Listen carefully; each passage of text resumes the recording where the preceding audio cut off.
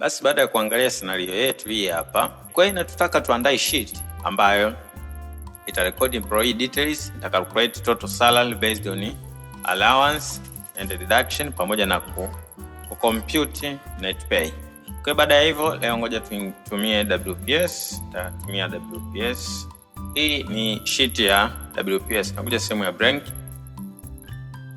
Sehemu ya blank, basi tutaanza kujaza hizo details. Hapa juu tutaandika title employee salary.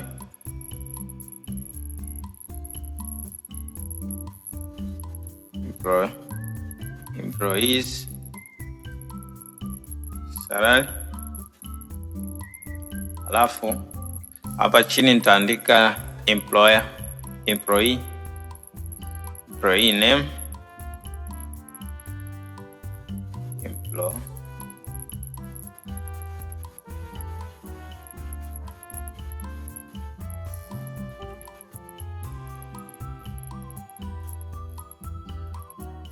employees name.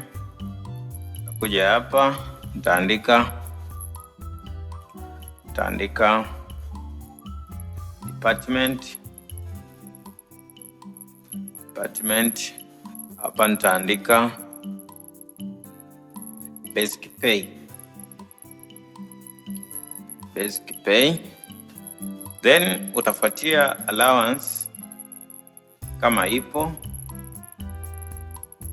alafu utafuata sehemu ya deduction, utafuata sehemu ya total pay,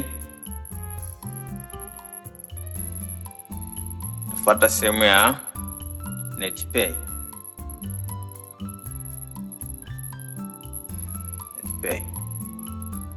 Ukiangalia tena kama muonekano huo hapo, na ikuza hapa, chukue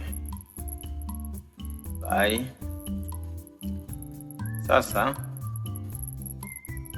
jaribu kubalance hii ionekane vizuri kwa ukubwa huo. Kiwa kubwa sana tutaipunguza.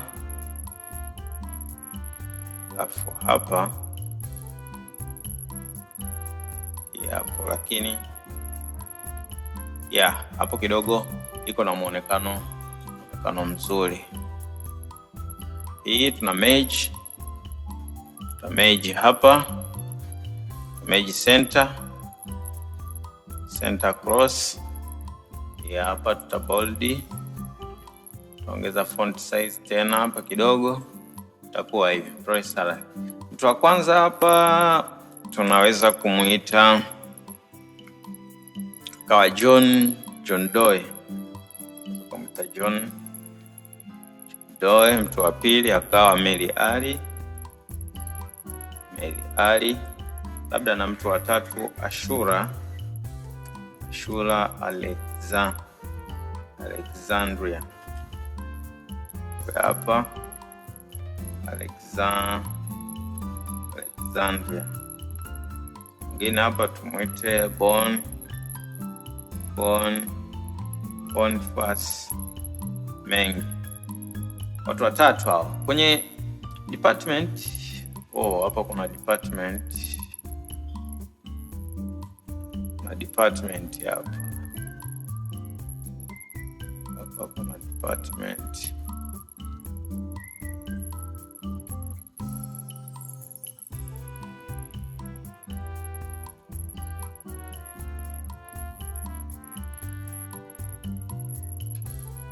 Department hapa, huyu yupo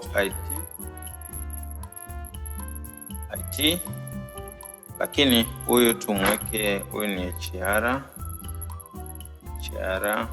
Huyu yupo accountant, huyu ni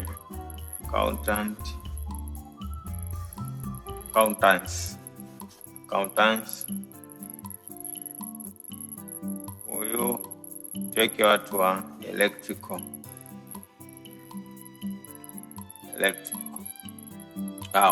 Basic pay, huyu tunamwekea 500,000. Huyu 450,000. huyu 250,000, huyu 600,000. Hizo hapo. Allowance huyu anakula 100,000, huyu anakula 80,000, na huyu anapata 23,000. Huyu anapata 150,000.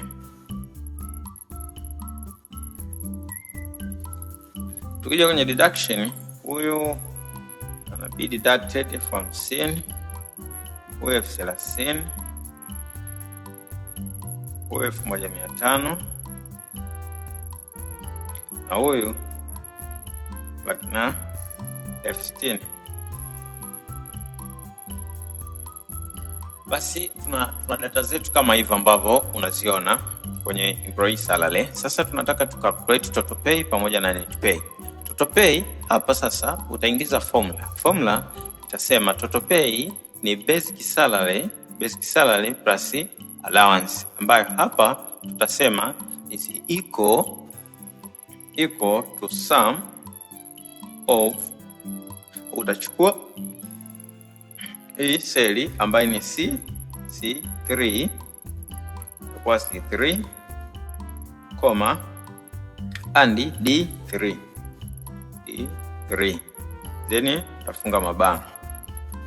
Kufunga mabano itakuonyesha jumla 600,000. Hii utaidrag, utachukua hivi, utaishusha hapa kwa watu wote mpaka hapa, itakupa total hizo. Lakini tunakuja net pay. Net pay ni kiasi ambacho wanalipwa. Kitakuwa jumla kiasi gani? Kitakuwa sawa na kiasi ambacho wanakipata chote kutoa kile ambacho wanapunguzwa. Maana yake tutachukua, kumbe ni difference. Utachukua tu hesabu ya kawaida, utatumia normal formula ambayo itakuwa mabano kwa mabano. Utachukua seli hii F3 utatoa, itakuwa ni E3, itakuwa ni E3, utaandika hivyo, funga mabano kama ambavyo imekuonyesha hapa. Huyu ni F3 na huyu ni E3. Bonyeza enter, itakuonyesha 550,000. Utachukua hivi, utadragi kwa wote mpaka hapa. Hii ndo net pay ambayo wao watakuwa wanalipwa. Hivi ndivyo ambavyo unaweza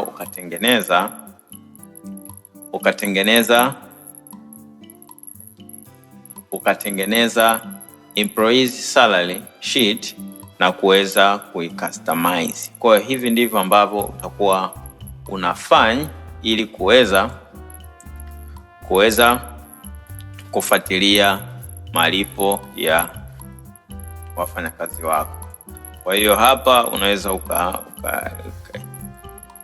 ukaiweka vizuri hapa, ukaiformat vizuri hapa kwa sehemu ya page layout. Hapa page kuna print tiles kwa ajili ya kuweka rangi kidogo hapa. Ngoja tuende sehemu ya home.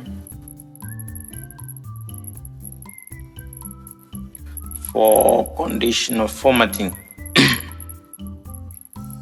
color scale, kuja hapa labda tufanye hivi, itaonekana hivi muonekano hapa juu. Tuweke shading, tukisema tuweke highlight kwa itakuwa hii njano. Tuweke rangi gani hapa?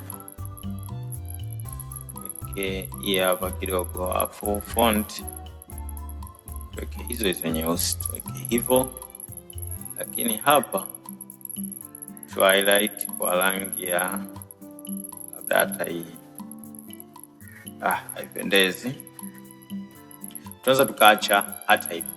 Hivi ndivyo ambavyo sheet yako inaweza ikawa na huo muonekano, lakini tushapata hii sehemu ambayo tulikuwa tumeitaka. Ukitaka kuiprint au kuionyesha, kuicholea table, basi utakuja sehemu hii hapa layout, uta show all borders, border. outside borders, border, all borders hizi hapa itakuwa imejikata. Ukitaka kuiprint, utachagua hapa karatasi ambayo una print, then utaiprint. Asante, tukutane katika tutorial zinazofuata kuelekezana jinsi ya kuandika hizi formula.